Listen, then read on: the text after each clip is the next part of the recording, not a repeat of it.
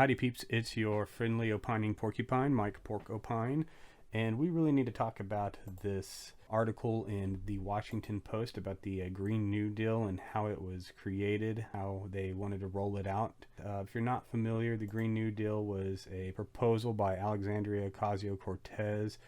You can actually go to gp.org and look at the whole language of the Green New Deal. It had a bunch of absurd recommendations and policy proposal, basically trying to move to 100% clean energy by 2030, create a commission for economic democracy, to basically provide publicity, training, education, and direct financing for cooperative development, and for democratic reforms to make government agencies, private associations, and business enterprise more participatory. What that has to do with the environment, I'm not sure. If you look at the entire language of the Green New Deal, the word nuclear doesn't show up once. Right when it was released, a lot of people were suggesting that this doesn't really have anything to do with the environment. It's more of a social justice policy platform, sort of a democratic socialist policy platform. The price tag is absolutely ridiculous. Movement to 100% renewable by 2030, absolutely ridiculous. And I am pro-environment. I don't think anyone out there is truly anti-environment. That's just a silly proposal. No one's saying they want dirty water, dirty air, poison in our food, and everything like that. But I'm a realist, so I look at the proposals such as this and I say, okay, well, how's this going to change global warming? How's this going to affect climate change? What actual outcome, what actual impact is this going to have on global temperatures? And if you look, reducing all of our greenhouse gases to zero, what impact is that going to have? Not a lot, because most of the greenhouse gases are coming out of developing nations like China, India, and we don't really have control over those jurisdictions, those countries. So that's not to say that we can't do anything, but we need to weigh the benefits and the cost as far as any proposal goes. But I also think any type of proposal to reduce greenhouse gas carbon emissions needs to seriously look at nuclear energy. That's a zero carbon emitting energy. We just can't really, we don't have the technology, we don't have the ability to supply power to the nation just on wind and solar alone. So that's something that needs to be looked at. But a lot of these Green New Deal proponents don't really care about the environment per se. They have a whole new agenda, and that was just revealed in an article by David Montgomery in the Washington Post. This was titled AOC's Chief of Change, about a man named Saikat Chakrabarti. I'm not sure how to pronounce that name, but some very, very revealing statements came out of this article.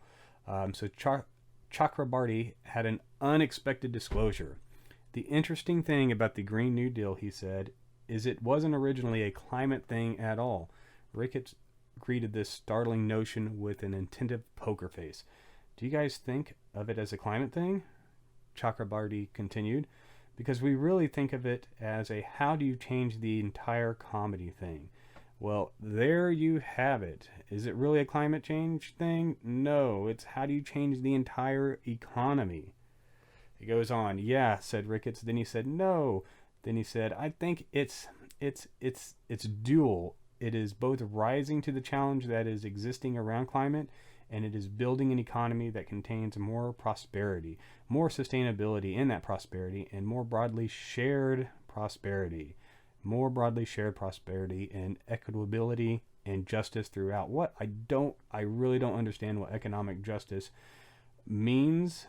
These are buzzwords that they like to say to each other. I don't really fully understand what they mean by economic justice and equitability. I have an idea. I think it's all based in social justice. It's all based on equal outcome. But Chakrabarti liked the answer. Ooh, loves these buzzwords. The thing I think you guys are doing that is so incredible is you guys are actually figuring out how to do it and make it work. The comprehensive plan where it all fits together, he said.